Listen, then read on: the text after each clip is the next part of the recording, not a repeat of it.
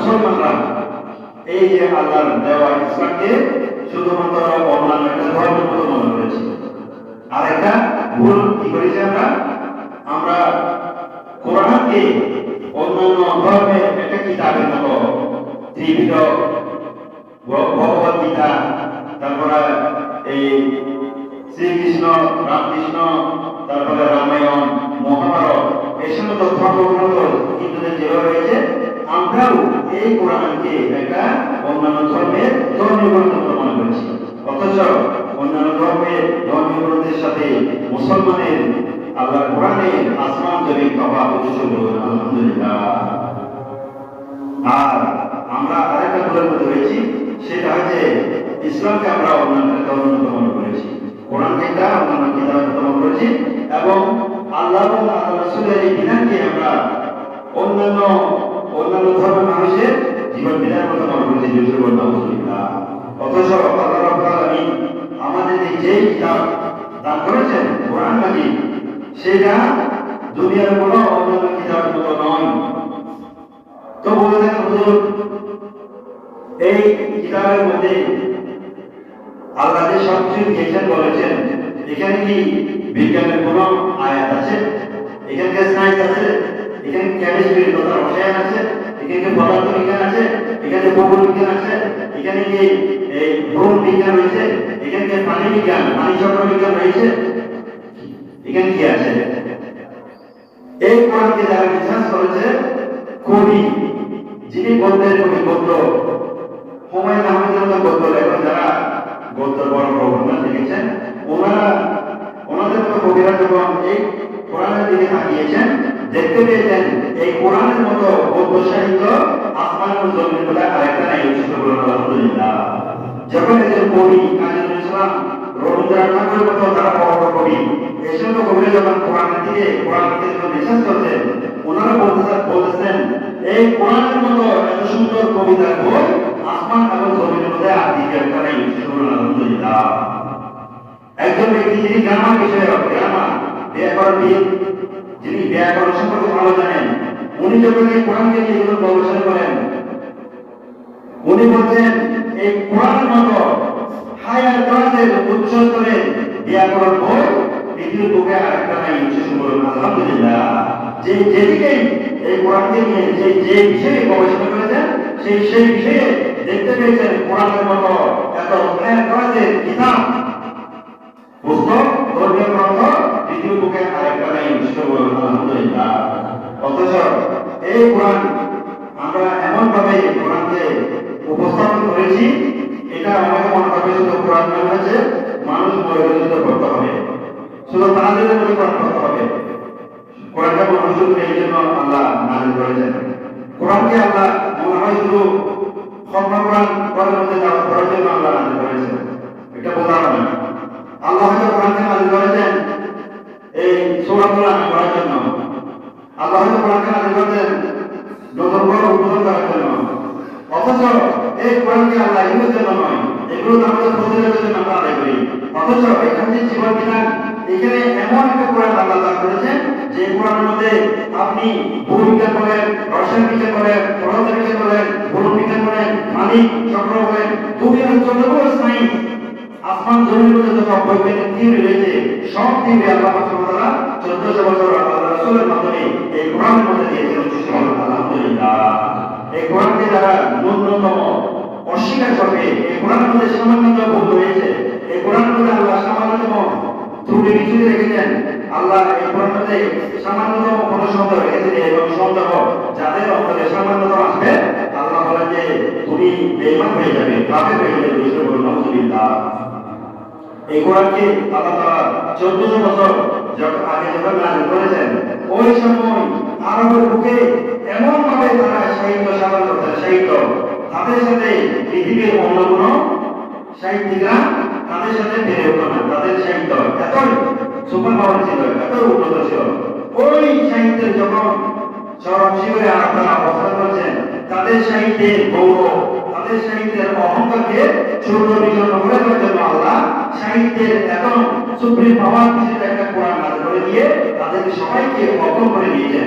আলহামদুলিল্লাহ। আল্লাহ রাসূলের পর যখন আল্লাহ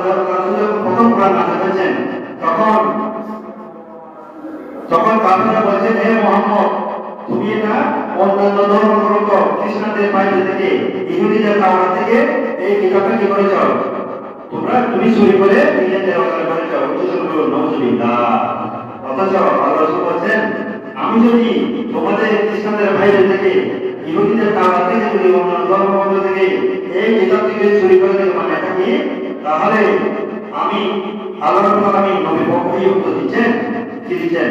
ওয়াইন কুনতুম ফি রাইবিন মিম্মা নাযালনা আলা আবদিনা ফাতু বিসূরাতিন মিন মিসলিহি। এ কাফের মুশরিকরা, তোমরা যদি আমি আর রাসূলের উপর যে কিতাব নাযিল করেছি, কোরআন কিতাব নাযিল করেছি, ওই কিতাবের মধ্যে সামান্যতম ন্যূনতম যদি সংখ্যা থেকে থাকে, তাহলে তোমাদেরকে আমি ওপেন চ্যালেঞ্জ করলাম, তোমরা যদি পারো আমার এই কোরআনের মতো একটা সূরা বানিয়ে নিয়ে আসো। সুবহানাল্লাহ। এই আরবের বড় বড় সাহিত্যিকরা, এই আরবের বড় বড় কবি সাহিত্যিক, হ্যাঁ, তোমাদের সাথে তো দুনিয়ার কোনো মানুষ সাহিত্যের করতে পারে না। তোমাদের উপর আমি এমন একটা কোরআন নাযিল করে দিলাম আমার রাসূলের পর, এই কোরআনের মধ্যে যদি তোমাদের কোনো সন্দেহ থেকে থাকে, এমন একটা কোরআনের সম্পূর্ণ কোরআন দরকার নেই। কোরআনের 114টা সূরা রয়েছে, এখান থেকে একটা সূরা বানিয়ে নিয়ে আসো। ইন্না আ'তাইনা কাল কাউসার ফাসাল্লি লিরাব্বিকা ওয়ানহার ইন্না শানিআকা হুয়াল আবতার। এরকম একেবারে সবচেয়ে ছোট এই ছোট সূরার মধ্যে একটা সূরা বানিয়ে নিয়ে আসো। বুঝলে বলো আলহামদুলিল্লাহ। এই জন্য আল্লাহ বলেন, ফাতু বিসূরাতিন মিন মিসলিহি, আমার এই কোরআনের মতো, কোরআনের একটা ছোট সূরার মতো একটা সূরা বানিয়ে নিয়ে আসো। ফাইলাম তাফআলু, যদি তোমরা এই কাজটা করতে না পারো, ওয়ালাম তাফআলু, তাহলে জীবনেও তোমরা মৃত্যুর আগে পর্যন্ত, মৃত্যুর পরেও তোমরা এরকম একটা কিতাব বানিয়ে আনতে পারবে না। ওয়াদু শুহাদাকুম মিন দুনিল্লাহ, এই কাজ করতে গিয়ে তোমরা শুধু আল্লাহ ব্যতীত দুনিয়ার যত বড় বড় দার্শনিক, যত বড় বড় ব্যাকরণবিদ, যত বড় বড় গদ্য সাহিত্যিক, পদ্য সাহিত্যিক, কবি সাহিত্যিক রয়েছে, সবার সাহায্য দিতে পারবে। তোমাদের আমি চ্যালেঞ্জ করলাম, আমার সাহায্য পাবে না। আমার সাহায্য ব্যতীত দুনিয়ার যত বড় বড় সাহিত্যিক রয়েছে, সবার থেকে সাহায্য দিতে পারবে একটা সূরা বানিয়ে আনার জন্য। তুমি একা না পারলে তোমার বন্ধু-বান্ধব, পৃথিবীর আনাচে-কানাচে যত সাহিত্যিক রয়েছে, সবার সাহায্য নিয়ে কোরআনের মধ্যে একটা ছোট্ট সূরা বানিয়ে নিয়ে আসো। তখন তাদেরকে প্রথমে আল্লাহ একটা কোরআনের মধ্যে একটা কিতাব বানিয়ে আনতে বলেছেন, তাও পারে নাই। তারপর বলেছেন 10টা সূরা নিয়ে আসো, তাও পারে নাই। তারপর বলেছেন 3টা সূরা নিয়ে আসো, তাও পারে নাই। তারপর বলেছেন একটা সূরা তোমরা বানিয়ে নিয়ে আসো কোরআনের মতো। যদি এই কোরআন যদি আমার রাসূল অন্যান্য ধর্মগ্রন্থ থেকে যদি কি করে নকল করে যদি তোমাদেরকে দিয়ে থাকে, তাহলে তোমরা একটা সূরা কাউসারের একটা সূরা বানিয়ে নিয়ে আসো। আলহামদুলিল্লাহ।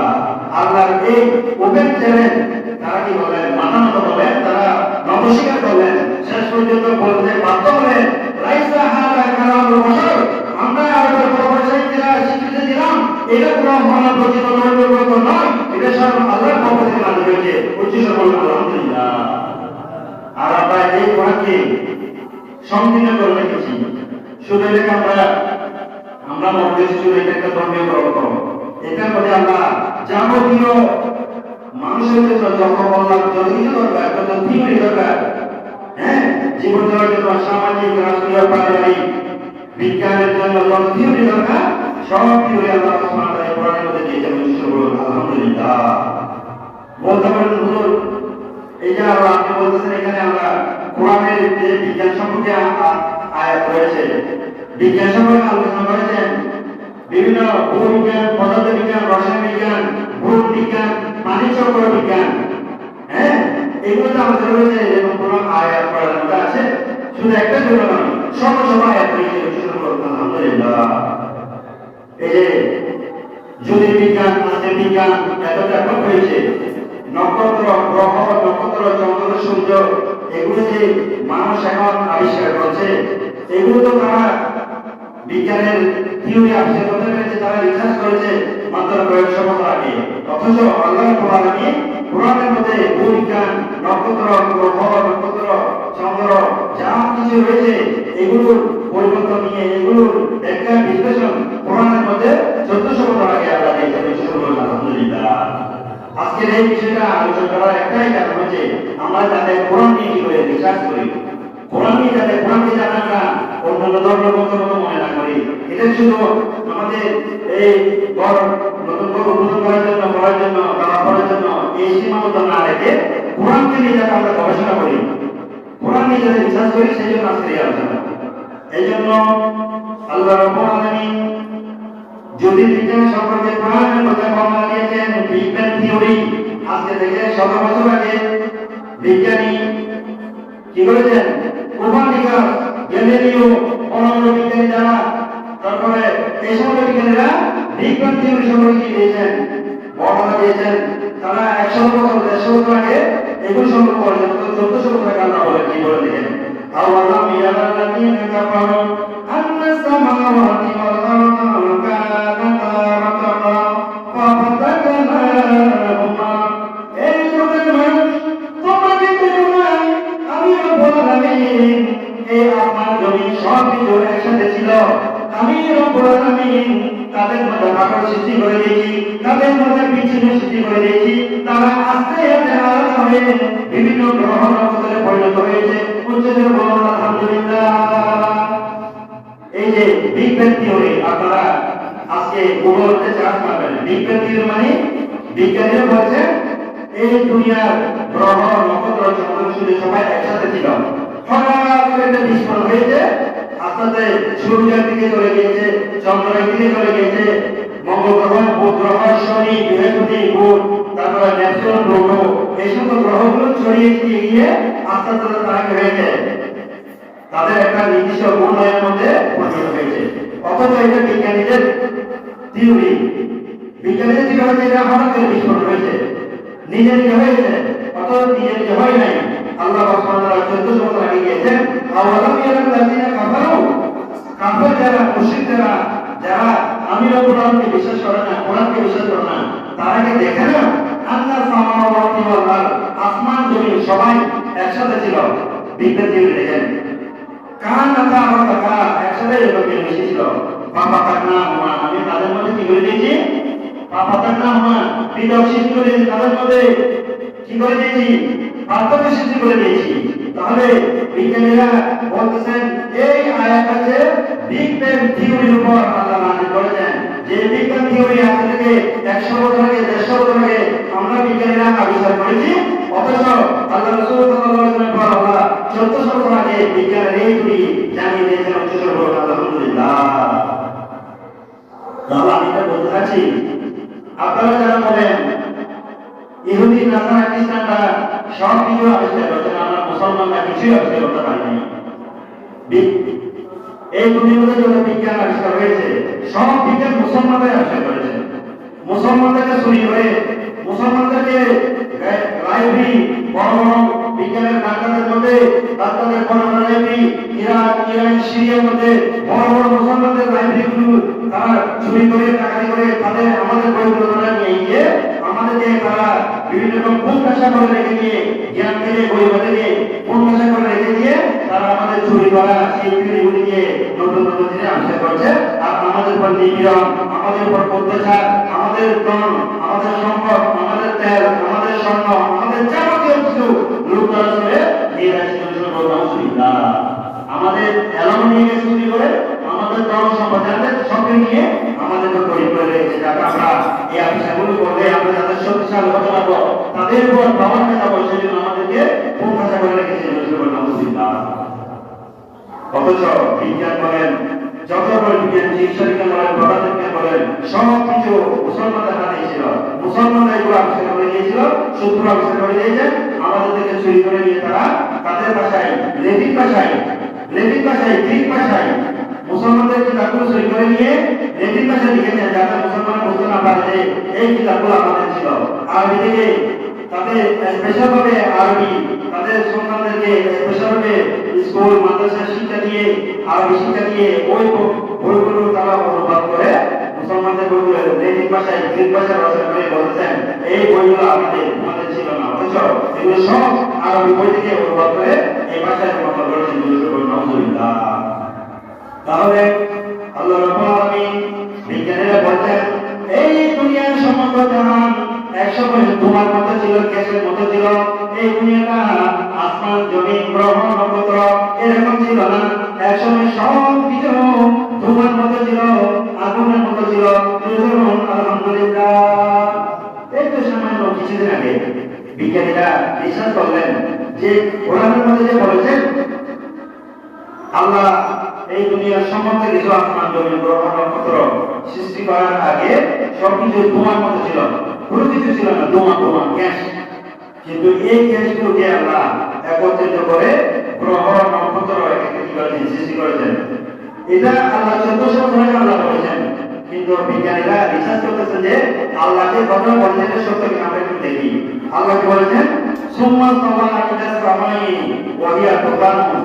আল্লাহ যখন আরশের সৃষ্টি করলেন, আরশের উপর যখন তিনি উপবেশন করলেন, আরশের কুরসিতে যখন তিনি বসলেন, তখন দেখতে পেলেন আসমান জমিন গ্রহ নক্ষত্র সব কিছু গ্যাস। এখন পর্যন্ত জমিন আসমান জমিন মানে গ্যাস গ্যাস আকারে।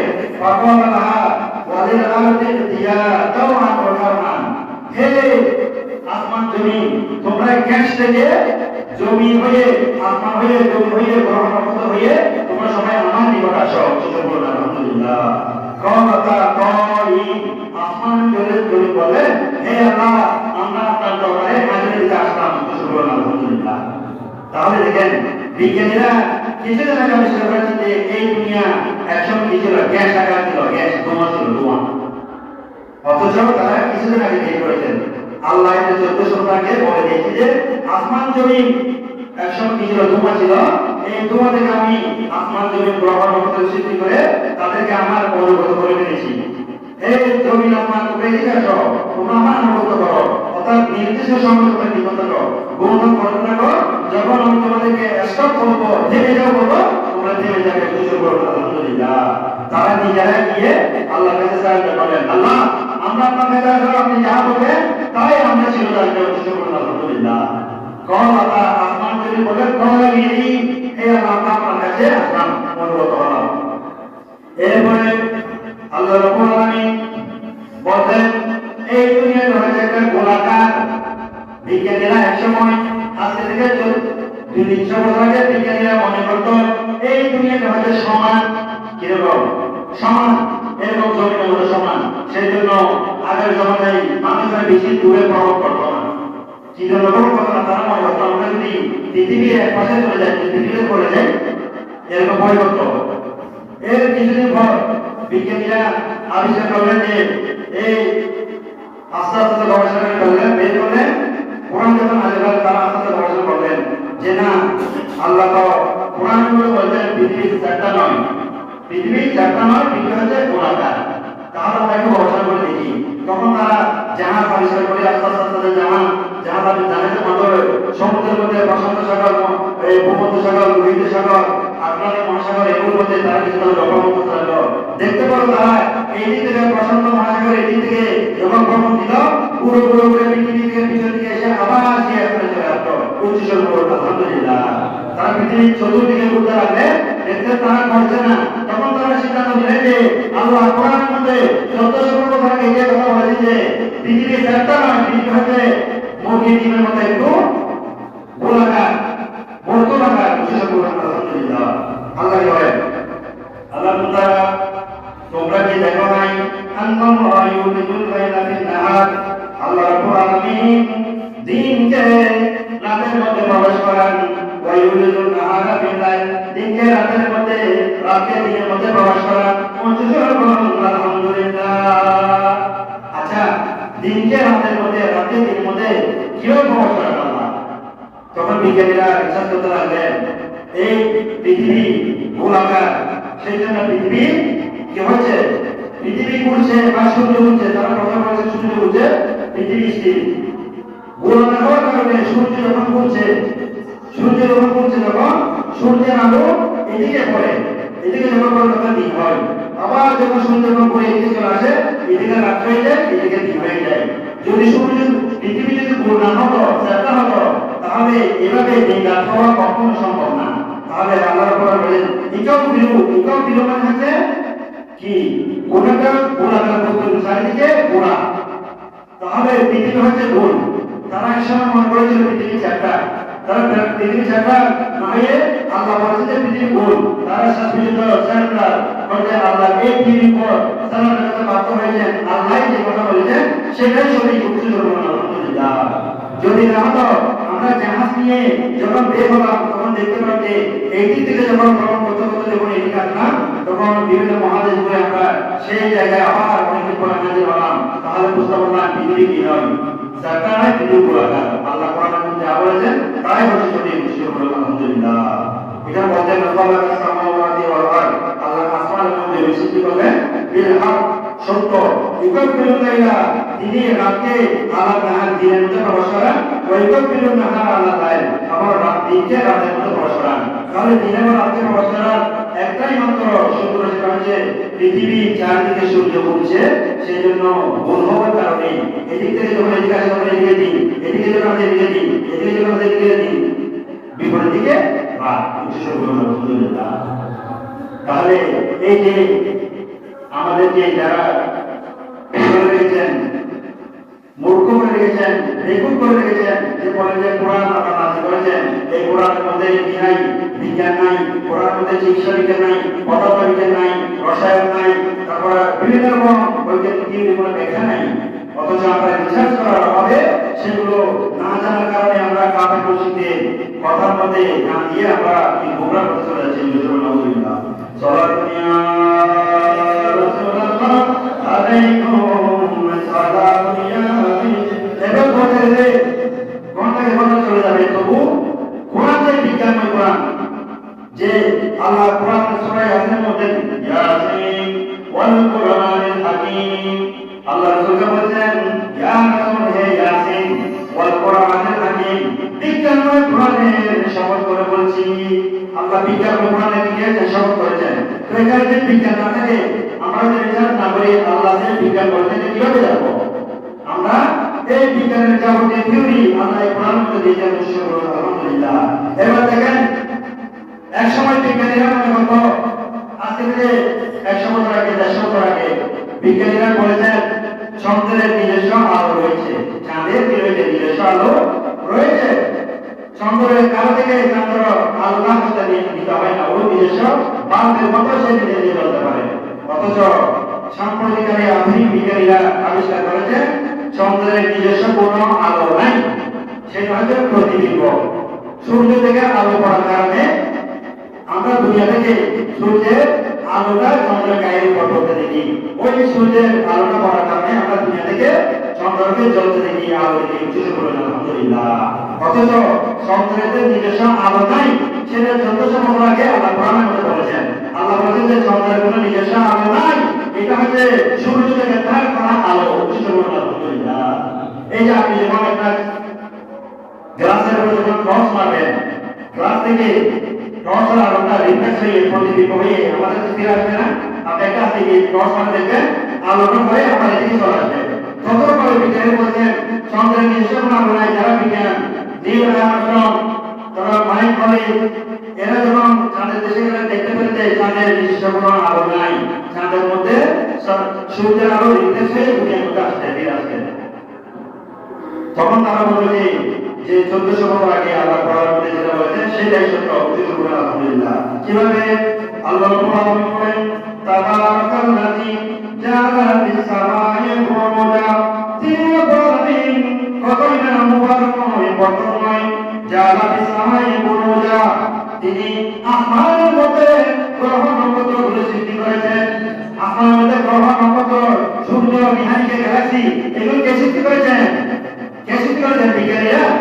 আল্লাহ ওয়াজআলা ফিহা সিরাজা, আর তিনি আসমানের মধ্যে সূর্য সৃষ্টি করেছেন। সিরাজ মানে হচ্ছে আলো, সূর্য। সিরাজ হয় বাতি, সিরাজ বলা হয় এমন বাতি যে বাতির আলো গায়ের মধ্যে জ্বালাপোড়া করে। সূর্যের আলো আমাদের গায়ে লাগলে ভালো লাগে কি? জ্বালাপোড়া করে, জ্বালাপোড়া করে না? সকালবেলা একটু মৃত্যু যখন লাগে একটু ভালো লাগে, কিন্তু পরবর্তীতে আমি সমস্যা করেছি। এরপরে অকামরা মুনিরা, আর তিনি আসমানের মধ্যে নরম স্নিগ্ধ আর বিশেষ একটা চাঁদ সৃষ্টি করেছেন। আলহামদুলিল্লাহ। এখানে কমরা মুনিরা মানে হচ্ছে বিজ্ঞানীরা বলেছেন চাঁদের আলো হচ্ছে স্নিগ্ধ, চাঁদের আলো গায়ে লাগলে মানুষের সূর্যের আলো খারাপ লাগে। তাহলে এটা দ্বারা বোঝা যায় চাঁদের আলো নিজস্ব আলো নয়। কিন্তু এই কথাটা আবার 1400 বছর আগে কোরআনে কথা বলেছেন, কিন্তু বিজ্ঞানীরা কিছুদিন আগে আবিষ্কার করলেন যে চাঁদের আলো নিজস্ব আলো নয়, চাঁদের সূর্য থেকে তার করা আলো। উচ্চস্বরে বলেন আলহামদুলিল্লাহ। এভাবে বলে আমি অনেক থিওরি, অনেক আয়াত এখানে আছে, আমি সময় সঙ্গে বলতে পারছি না। ইনশাআল্লাহ আগামী সময় সময় আবার বলবো। এটা তো আমি এটাই বলতে চাচ্ছি, মুসলমান হিসেবে কোরআনকে রিসার্চ করতে হবে, কোরআনকে কিভাবে রিসার্চ করতে হবে। কোরআনকে শুধু দাওয়াতের মধ্যে, কোরআনকে শুধু আমাদের বিভিন্ন ঘরে মধুরকার মধ্যে কোরআন শুধু ধর্মীয় কিতাব হিসেবে ফেরার আমরা এখানে রিসার্চ করতে হবে। রিসার্চ করলে তখন আমরা কোরআনের যে আল্লাহ আমাদের জীবন বিধান হিসেবে দিয়েছেন সেটা সম্পর্কে যাবো। ওয়াতে দাওয়ানা আলহামদুলিল্লাহ রাব্বিল আলামিন। যারা শুনতে পারেন তারা শুনুন। আসসালামু আলাইকুম ওয়া রাহমাতুল্লাহি ওয়া বারাকাতুহু।